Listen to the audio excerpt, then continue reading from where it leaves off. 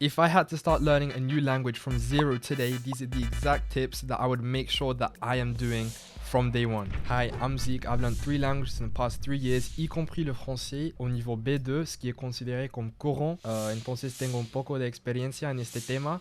ということで、この動画で6つの一番おすすめのコツを教えていきたいと思います。So if you're someone who's tired of translating in their head, struggling to make progress, or just finding it difficult to speak, then this video is for you. These are the tips that help me go from awkward and stuck to confident and fluent in just a couple months, especially in my journey of French. And it was fairly easy, so let's get right into the best things that you can do to make your journey as efficient as possible. Tip number 5 changed absolutely everything for me, so make sure to stick around. So first things first, tip number 1, start speaking from day one.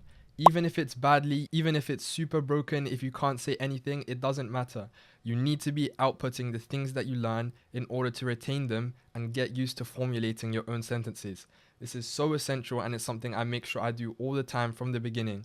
It's such a big misconception that you have to study loads before you start speaking, before you start outputting. But I think the biggest misconception when it comes to this is that we have to be doing it in front of a native speaker, or that we have to be perfect when we're doing it. The whole purpose of this is to make mistakes, because if we don't make mistakes, we're never going to learn from it. And then when it comes to speaking to natives, I just avoid this for like the first couple of months because it's just not necessary.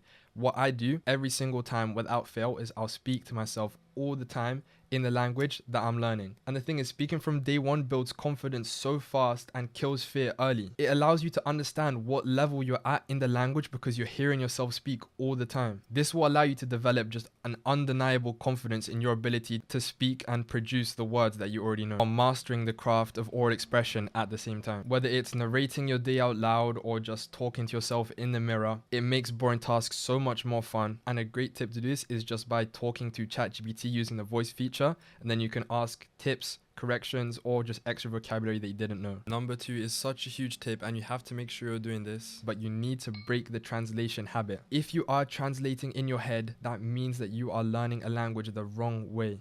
You will not get fluent if you are still translating in your head. The whole idea of fluency is to express thoughts in your head without any thinking. So if you're translating, you're turning it into this logical thing, which language learning just isn't. It slows you down and just kills your fluency. Now you might be thinking, well, how am I even supposed to learn a language then? How is this even possible to change? What you need to do is you need to just start thinking in your target language. And now I know that sounds really unreasonable, but there's such an easy way to do this. And in fact, if you change this, you change the entire trajectory of your language learning journey. You need to be using immersion and comprehensible input. This allows you to absorb and really contextualize meaning of words, not just memorizing them. For example, watching shows with native speakers and watching YouTubers who speak slowly and clearly for you to understand and pick up new words. Comprehensible input allows you to pick up new words just by watching your favorite TV shows or whatever it is, and immersion allows you to reinforce everything that you learn just by pure repetition and natural exposure. If you're a beginner, you're obviously going to want to aim for easier content, because that's the way that you're going to be able to have enough vocabulary where you can piece the words together and learn new words through context. And then obviously as you get better, this can be harder and harder content. The best way to make this effective is by using an interactive subtitle service or extension like Fluent. It's so useful because it takes real native content like music, vlogs, and movie clips and turns it into learnable pieces of content. They become like interactive lessons where you can click on subtitles for instant translations and even save them as flashcards for later. Lately, I've actually been using their Chrome extension too. It works seamlessly across videos and it's super useful, especially when I'm watching things like YouTube. It makes learning feel way more natural. I'll pause a word, save it using their review system, and then go back to it later. This way I can keep going, and it's such a good way to just stay in the flow. So instead of watching random shows and getting lost, I was actually learning in context with subtitles I could interact with at my own pace. It helps so much to stop relying on translation and actually just understanding the language naturally. And honestly, that's been such a game changer for me.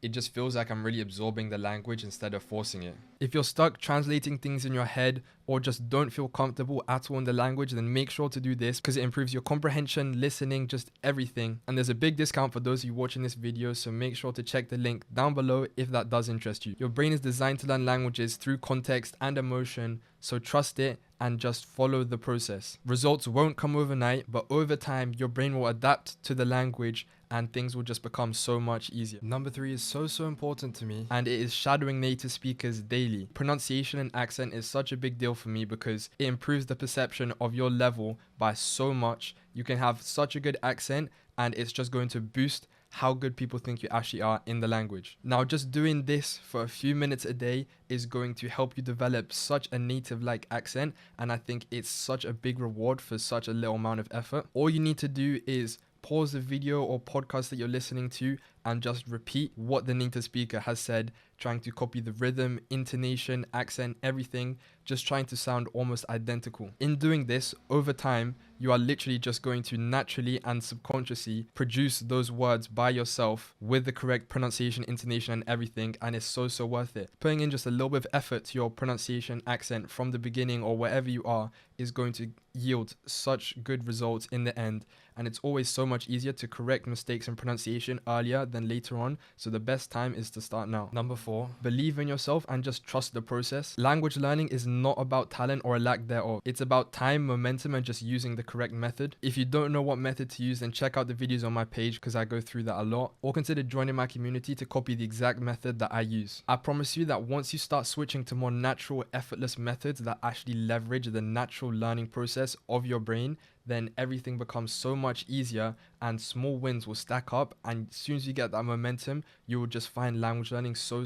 easy and enjoyable. Like for me, I don't even really struggle with motivation anymore because I just find the process so simple and so easy to follow that the progress just comes so naturally. Hard becomes natural faster than you think, and this is even more the case when you're using a method like immersion, comprehensible input, and just a little bit of Anki. Number 5, change your algorithm. Set your TikTok, YouTube, Instagram, whatever it is, to your target language only. Now, if you want to be even more extreme, you could even set your entire phone to your target language, which I know sounds really intimidating, but it's going to force you to learn those new pieces of vocabulary. By doing this, every scroll, every app you open is going to be passive exposure, and this is essential in order to really get fluent and pick up a language quickly. You'll start to pick up words without even trying because that repetition and just natural exposure is just going to allow you to absorb these words really effortlessly. And I think we can all agree that we spend way too much time on social media, so why not turn that time into effective language learning time? Tip number 6,